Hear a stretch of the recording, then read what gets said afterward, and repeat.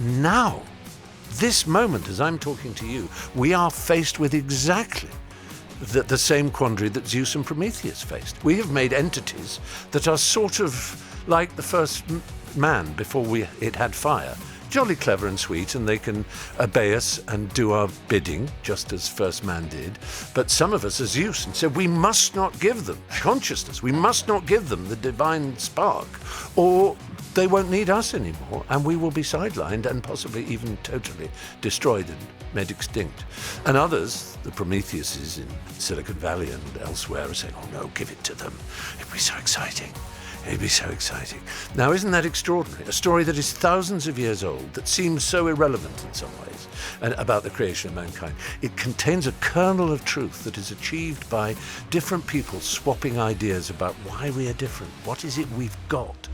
Virgin Radio. Idea of constantly, and it is a worry with AI, as you know. I don't know if people have tried it. I almost don't want to tell them that it's possible. I'm sure most people know, but you can go to your ChatGPT or whichever is your AI of choice on your computer and say, I want to write a screenplay.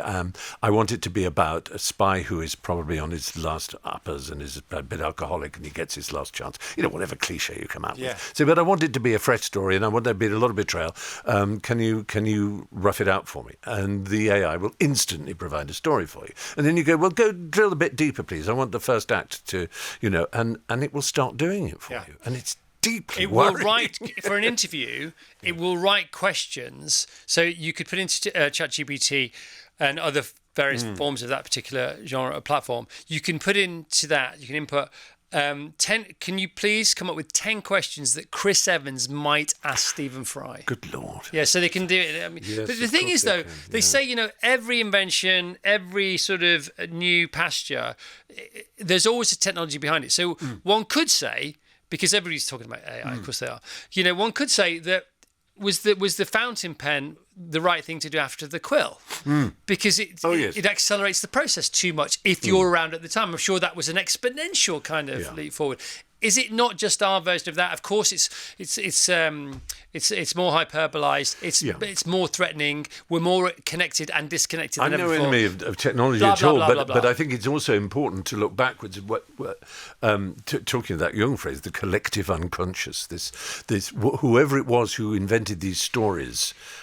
In Greek myth. I'll give you an example which relates to AI directly of how stories that are told by the communal mind of people trying to understand who we are. Because that's the most extraordinary question. None of us asked to be born. And here we are, and we have this strange living thing inside our brain, our consciousness, our sense of who we are, what it's like to be ourselves, our Stephenness and our Christness and our Vassusness that is unlike anything else, and it drives us sometimes to do terrible things, and it drives us to yearn and to want and to decide and all these things. And naturally, the first thing we did when we had language, which is only 80,000 years ago maximum, is ask us why we were different from animals. Why are we different? And so in the Greek myth, Prometheus makes us human beings, and Zeus breathes into us, and his daughter Athena breathes her wisdom into us, and Zeus is delighted. They can worship us, and they can play with us, and they can be fun. And Prometheus says, yes, and I'll teach them how to make pots and metal. And Zeus goes, whoa, no. He says, you can do anything, these people, but don't give them fire. Never give them fire. And Prometheus says, why not? He said, well, if you give them fire, and by fire we mean both literal fire that allows the technology for melting and smelting and roasting and toasting, but also the divine fire. The divine fire that is that consciousness that I was talking about, that awareness, that creative spark, that fire. Well, Prometheus disobeys him, and he takes fire from heaven. And he gives it to mankind. And Zeus looks down and sees these lights going off and this fire, and he is furious because he thinks this is the end for us. One day they won't need us. One day we will be replaced because they can now do everything. They can create. They have the divine fire. And so he punishes Prometheus terribly, chains him to the mountains. He has his liver pecked out every day by a vulture or an eagle, and it grows back overnight because he's immortal. Anyway, all of that was, people then, this was replaced by the Garden of Eden and other creation myths in most of our culture.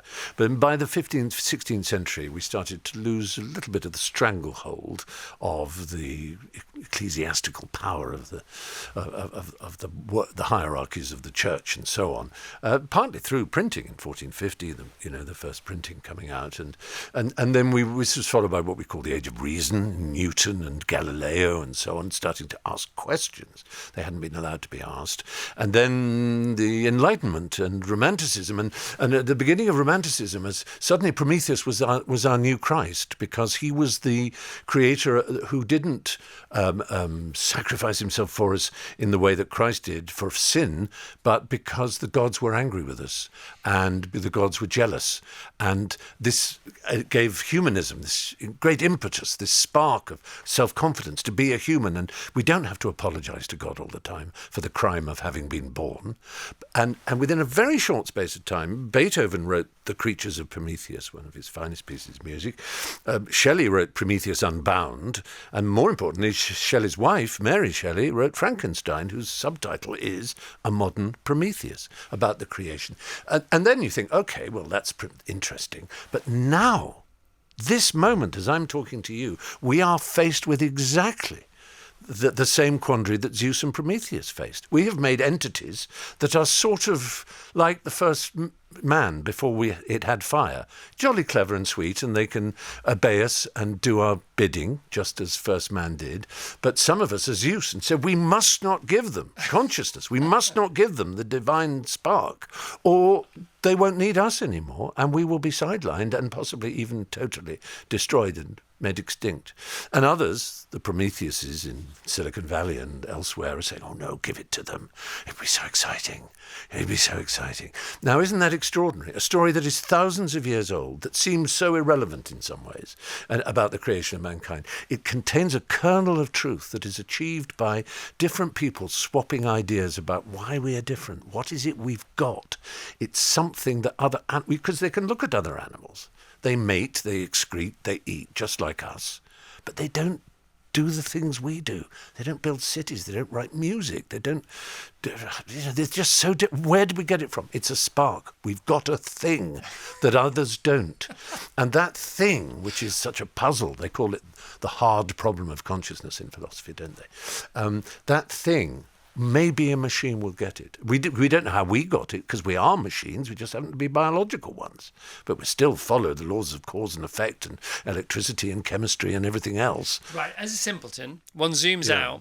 And isn't this just rinse and repeat? Wasn't it always going to end up this way? Yes, exactly. And it may have happened many, many times. It reminds me of the Douglas Adams thing about, when someone understands the infinite complexity, madness, eccentricity, weirdness of the universe, when someone suddenly understands it, it will instantly disappear and be replaced by an even weirder and more eccentric one. And the other theory is that this has already happened. Which I think is very Douglas Adams. But yes, that's right, rinse and repeat, as you say. Virgin Radio.